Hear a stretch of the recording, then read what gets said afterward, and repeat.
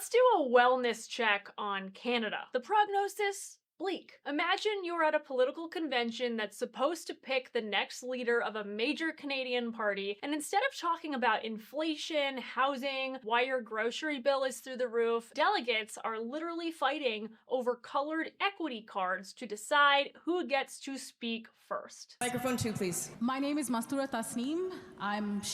My pronouns are she, they. I'm from Ontario. Hello, bonjour. As we conduct this convention today and the past 2 days, right now there's discussions of 10,000 American men and women being sent to Iran, being deployed just to be part of this bloodbath. Canada cannot and will not be part of the legacy of blood that was built in Iraq, in Palestine, and now in Iran.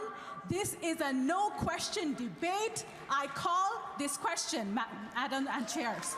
Thank you.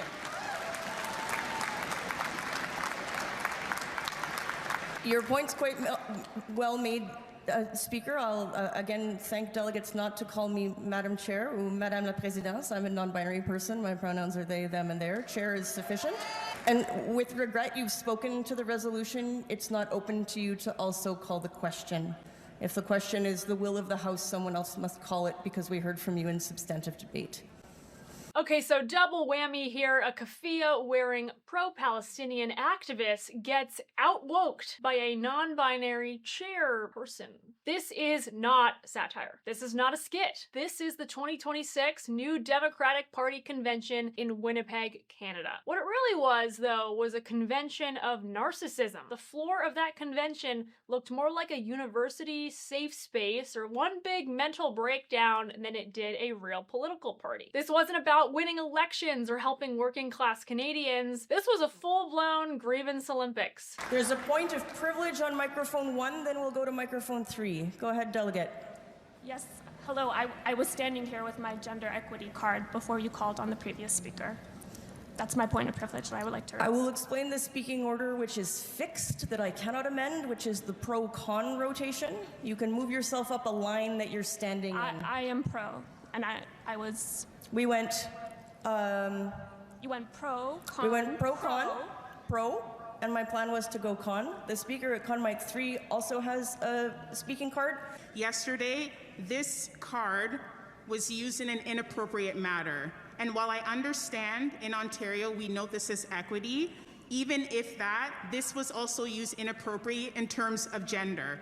I want everyone to be mindful that these cards for individuals like myself who identify as a Black woman have no value outside of this space. So instead of raising their hands like normal people, the delegates at this convention have a system of colored equity cards. These are ranked by your identity points. So if you happen to be a minority race, points, a woman, points, transgender identifying, more points. Although I'm not really sure how some rank above the others, but if you want to speak, it's a race to flash your special card and see who has the maximum oppression score. Let's hear the point on microphone 1. I'm sorry, just real quick, point of personal privilege. I understand there's very little time and for delegates to speak, but early on the mic, it's hard as a racialized and transgender delegate to sometimes use this card and speak up, speak to somebody in front of me in line and ask, hey, this pertains to multiple intersecting parts of my lived experience. I'd like to speak.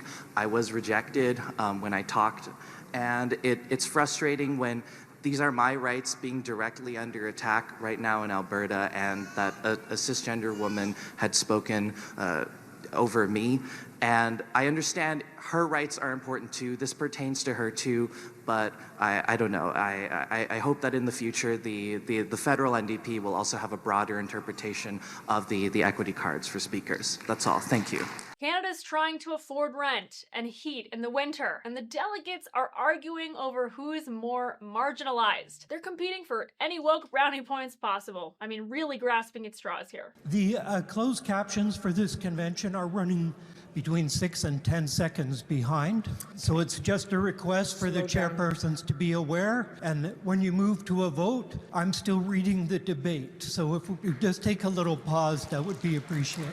No complaint is too minor or too trivial to be raised before the entire party. Yes, bonjour, hi. My name is Parker Tian. I'm representing Vancouver Quadra. Just to reply my Franco comrades' point of privilege earlier, as you can see, I do have one of the translating device. However, I'd like to raise this to the chair's concern that the sign-out process for this device is not necessarily the best because it requires you to fill the form and give a piece of your ID, and most people don't even know where to get it, which is behind the registration table. And also, like, they don't have enough pens when we're there, so there was a very long line up. Also, for the device itself, because it's using infrared technology, you have to kind of like position it so it can receive the signal. John Cleese himself could not have dreamt of this to satirize in Monty Python. Gentlemen, pray silence for the President of the Royal Society for putting things on top of other things. After being the main opposition party in 2011, Canada's NDP just had one of their worst federal election results ever in 2025. To be recognized as an official party in the House of Commons, they needed to win 12 seats and they only won 7. So they lost official party status, which means they're going to be struggling for time and representation in the chamber because a lot of their voters shifted to the Liberals and Conservatives. After such a loss, you'd think the NDP would want to course correct toward moderation, but instead of a comeback focused on housing, cost of living, actually appealing to average Canadians, they delivered identity politics bingo and pronoun enforcement. Now, why is this relevant for the US? Well, the 2024 Democratic National Convention wasn't that different. As you know, our 3 at-large vice chair positions are used to ensure gender balance among 7 offices. Our rules specify that when we have a gender non-binary candidate or officer, the non-binary individual is counted as neither male nor female, and the remaining 6 offices must be gender balanced. Granted, Canada has multiple parties. We only have 2. So all of the craziest factions of the right and the left generally have to live under the Republican or Democratic umbrella in the US, which can keep those fringe forces at bay. Meanwhile, in Canada, the factions seem to be able to let their freak flag fly. But there's some parallels between Canada's NDP and our Democratic Party. Both of them for years claimed to be the party of the working class, but that's been totally overturned because their priorities are niche, like gender ideology, and they're disconnected from the kitchen table issues, like the cost of gas that most Canadians and Americans care about. It's for this reason that Trump converted the old Democrat blue-collar worker from the Rust Belt and the farmer to a Republican, because he talked about protecting their industries, not saddling them with regulations and restrictions to combat the climate crisis. Trump has also courted organized labor, and like our Democratic Party that lost that working class to Trump in 2024, and before that, honestly, in 2016, Canada's NDP explicitly acknowledged that it's in the political wilderness and needs to improve its appeal. So after that whole woke song and dance with the cards and the gender pronouns, they elected at the convention a middle-aged, white, Jewish, straight man to lead the party. But if you listen closely, he sounds a lot like Zohran Mamdani. Of course, we can already hear the howls from the establishment. But how will you pay for all this? Well, let's remind them that this country is awash in wealth. We can have nice things. Banks made $70 billion in profits last year alone. Oil companies are expecting a new windfall in the tens of billions. Grocery baron Gale & Weston alone is worth $20 billion.